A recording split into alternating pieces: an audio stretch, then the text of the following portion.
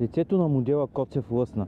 Осъден, подчертавам, окончателно осъден и не изпълняващ съдебно решение.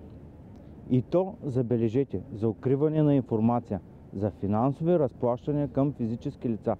167 граждански договора. 167. Знаем, че някои от тях са взимали по 8000 лева от нашите данъци. И то само до средата на годината. Това ли е прозрачността, с която ни обещаха по време на кампанията, на предизборната кампания, която кмета обещаваше толкова много и различни неща, но нищо от тях не се случи. Този човек и обкръжението се правят на жертви, на невинни, докато се оправдават как другите са крали преди тях.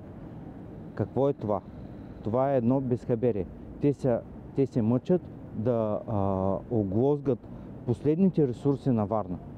Господа градоуправляващи, раздавали сте милиони на приближените си и сега нагло криете от варненци информация.